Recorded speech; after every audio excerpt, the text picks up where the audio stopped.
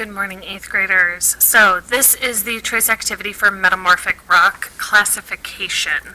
So remember, the one-pager is more of a self-research.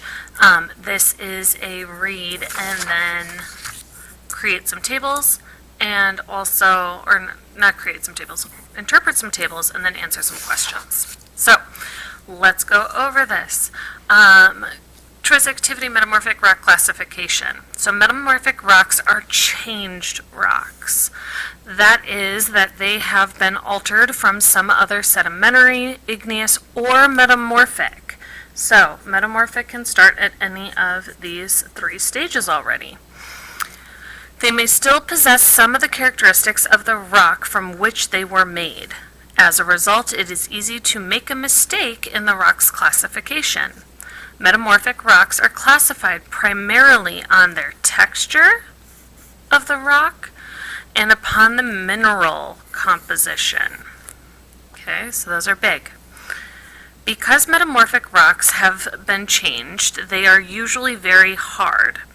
Heat, pressure, and chemical alterations affect the way the rock looks. So heat, pressure, and chemical alterations affect the way the rocks look.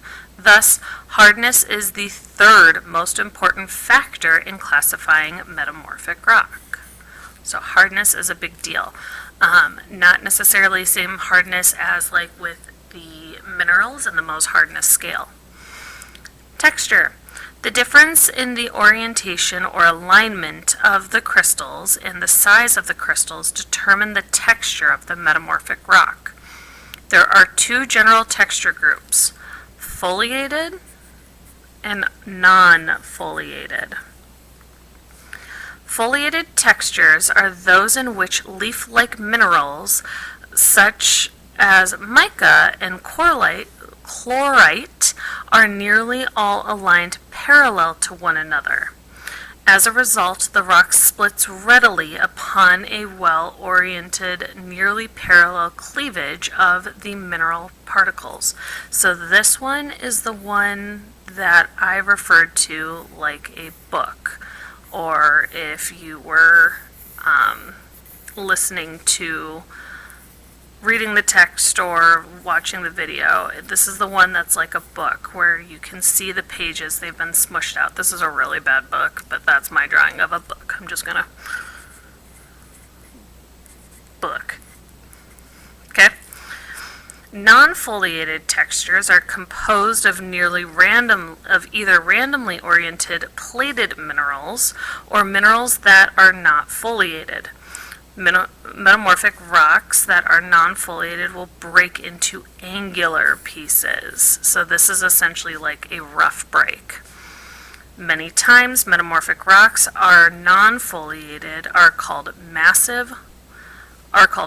So these would be our marbles and quartzites are the best examples of this. Okay. Back here we have a list of non-foliated, so metamorphic rocks like hornsfeld, quartzite, marble, amphibole, and granulite.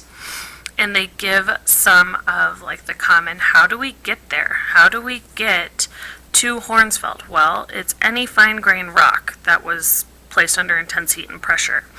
You get quartzite after you have sandstone placed under heat and pressure. Marble comes from limestone, amphibole comes from basalt, and granulite comes from shale and other igneous rocks, typically.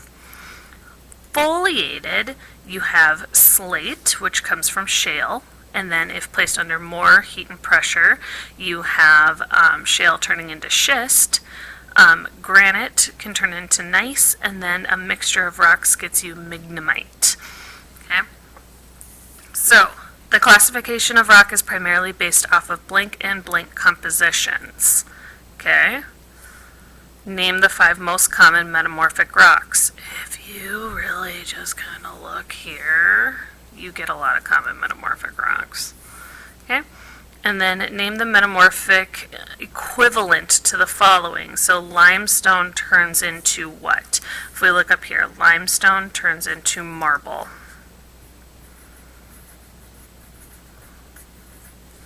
and then so on. Okay? Awesome. If you have any questions, please ask your teachers, and we will help answer them to the best of our abilities. Thank you.